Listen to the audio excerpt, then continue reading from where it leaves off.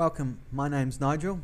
In this tutorial we're going to be introducing you to Drupal Openlayers dynamic styles.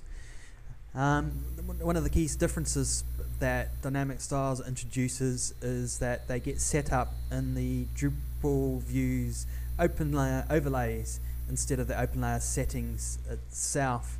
And a big advantage by implementing dynamic styles is you don't need to associate an views Openlayers overlay with a marker or style. You don't need to do that. You can just have the one overlay, and that will save you quite a bit in configuring your Drupal views if you've got a lot of markers, styles. Okay, let's just do a quick demo of what we're doing here. These stars here have just been implemented in dynamic styles. No difference between implementing the standard Openlayers styles. No difference at all. It's in the implementation itself. It's a lot more efficient and quicker using dynamic styles. Okay, prerequisites. Drupal 7, of course, this is done on Drupal 7. Views 3, that's what we're currently using. And being familiar with taxonomy terms will help a lot. This is pretty standard with all the tutorials that you just need these modules here. I've talked about them before, so I won't go into detail about them now, and let's make a start.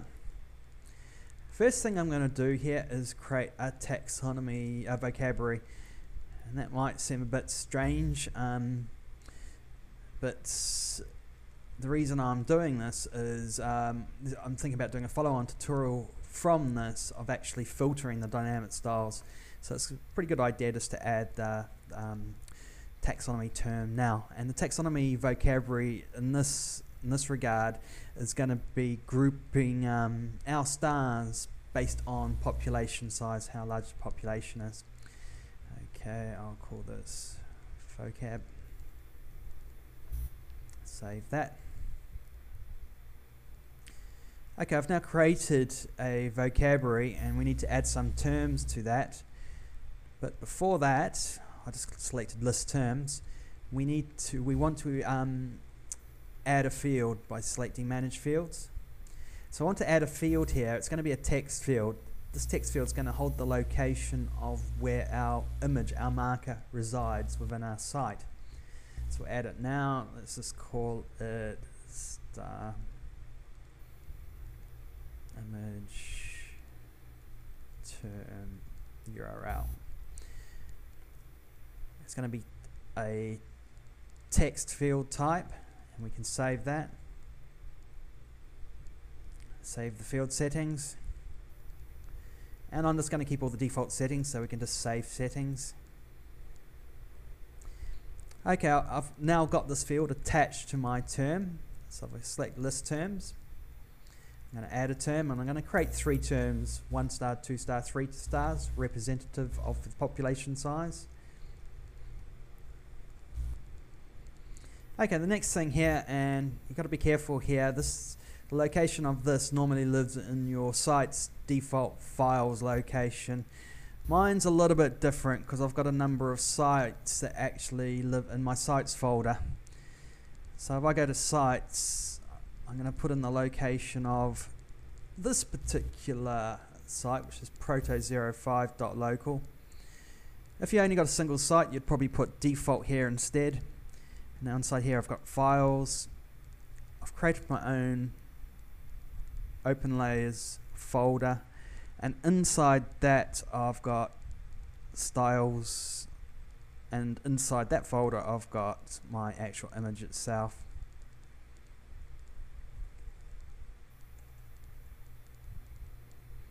And I'm just going to double check I've got the right location here. If I've got the wrong location here, I'll either get nothing, or maybe if I'm lucky a default orange marker show up instead. I'm going to copy and save that address just for my next 2 stars. Save that. I'm going to add 2 more terms.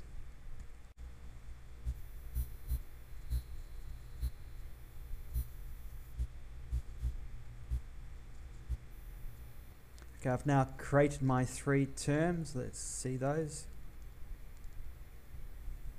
Select list terms. So I've now got my 3 terms here, and basically all these consist of is a field that contains the actual string location, a location in words of where the actual styles, the markers, live inside my site. And this is probably the trickiest part of the whole thing, making sure you've got the right string location, for example, the right location here of where your site lives. Okay, next step here is we're actually going to create a content type.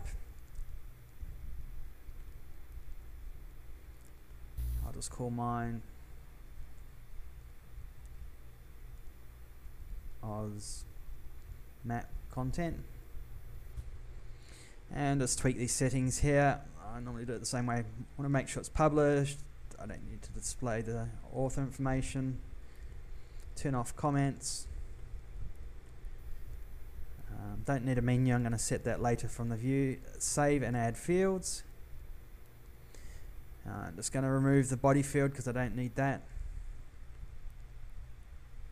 First field's going to be a geo field. That's actually the coordinates of the map itself. So, which I'll call this. That's called map geo field.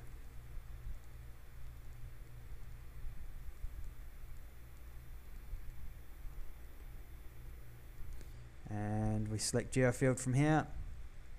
I'm not going to use an Openlayers map. I'm just going to geocode from another field, which will be the actual title here. Save that. Save field settings. Just do a quick check here. I'm going to geocode from another field, which is title, and use the Google geocoder. Save those settings. Now the next one I'm going to add is actual terms belonging to the vocabulary I just created before. So I'm just going to add that actual term itself. So what should we call this? Star.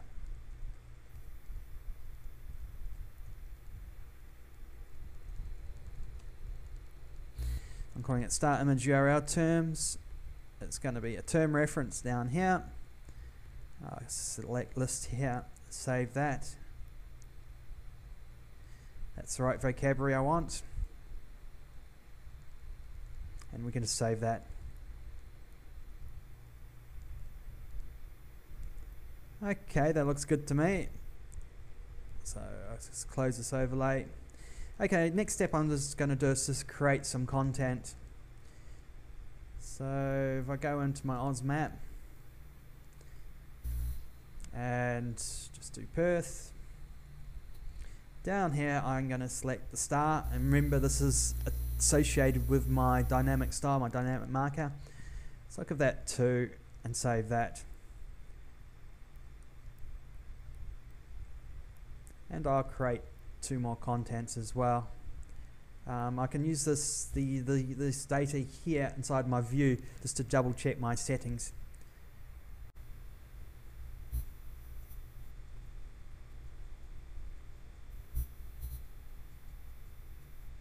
Okay, I've now created my 3 pieces of content.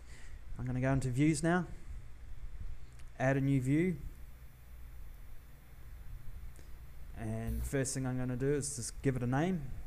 So Oz map view will do, then continue. Oh, gone straight in there.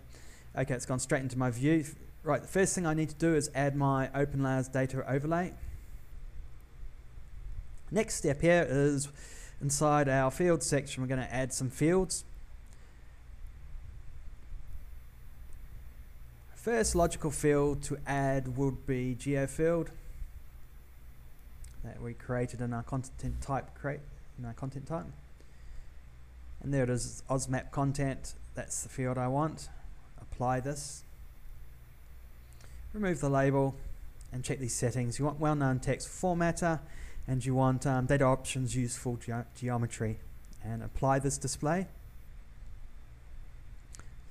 And okay, there it is there. Okay, we need to add another field which is going to be our term, which represents our dynamic URL, our marker. To be able to get that, I need to go into the advanced sections and add a relationship. Basically there's a lot of taxonomy functionality that's buried away in this relationship here. So if we type, I'm not going to override that display, just keep it as is. So inside here, I've just typed term in the search box and it's filtered out these results here. And so what I want is taxonomy terms on node. And so it gives me a whole lot of extra terms that aren't visible in the default view. And apply that. And apply, and in the next section here, I've got a pop-up box and I can select which vocabularies I want. I just want the one that I created here. And apply that. Okay, now I'm going to add my term field. So I think this had a URL in the name there. So here's the taxonomy term here, start image URL. So I want to add that and apply it.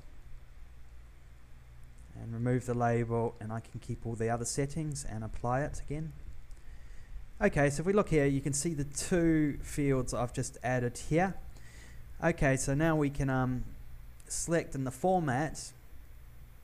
I'm just going to overwrite that. We can select the Openlayers data overlay. And the next overlay that pops up here will be this box here. And from here, for the map data sources, we can select well-known text. And then in the well-known text field, we will select our geo field. So you can see content map geo field. Title field, to select content title. Description content, this is like a pop-up box. I'm just going to put content title, not doing anything fancy there.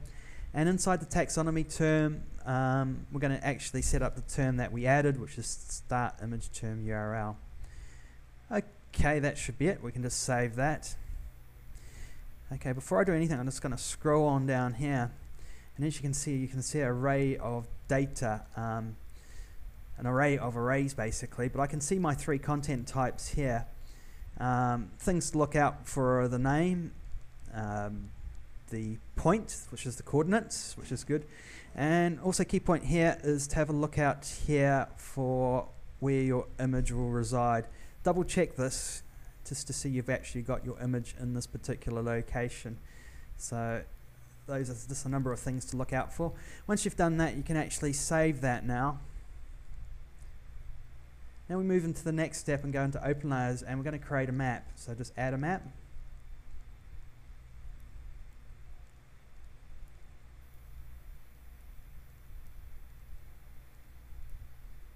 Map title, I'm just going to give Oz.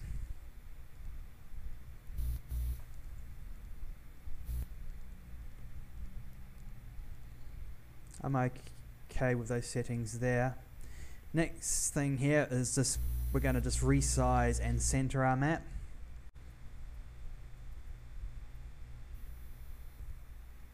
Okay, once you've done that, we'll go into layers and styles. Scroll on down, and here is our Oz map Openlayers data overlay here. So we want to enable this and activate this. And so this is the overlay we created in views basically. We can leave everything else as is, and we can use the use default style. Basically the dynamic styles that we created in the view itself should overwrite this particular default style. That should be enough. We can now save that. Now let's go back into our view. Edit it. Okay, now we want to add a page, which will be a location of where the map's displayed. So add a page. First thing is, inside the path, put the location of that map. I'm just going to put OZ. Apply that. Okay, the next thing is to go into Format, and we select our Openlayers map. And override that, so it doesn't affect any of other displays.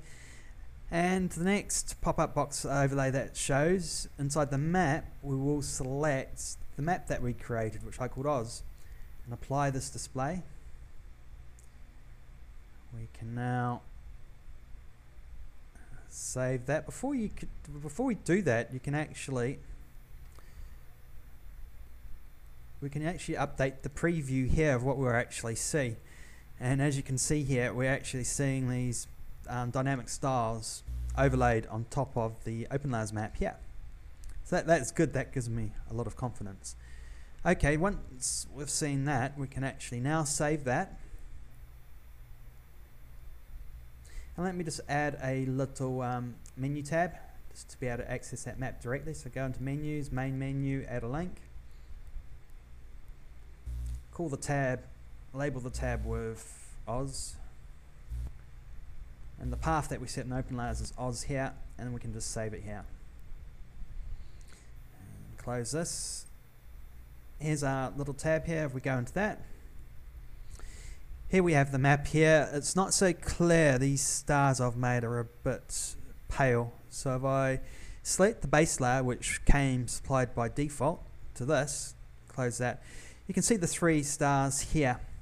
Okay, so this was just a quick demonstration of how to implement dynamic styles.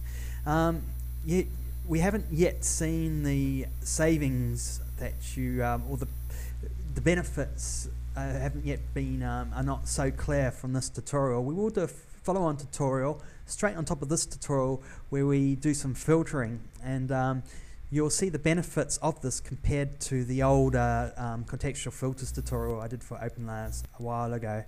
But hopefully you followed this okay. If you've got any questions, comments, anything else, you can go to this posting on DrupaloverEasy.com and just send a response there. Thank you for listening and watching. Bye for now.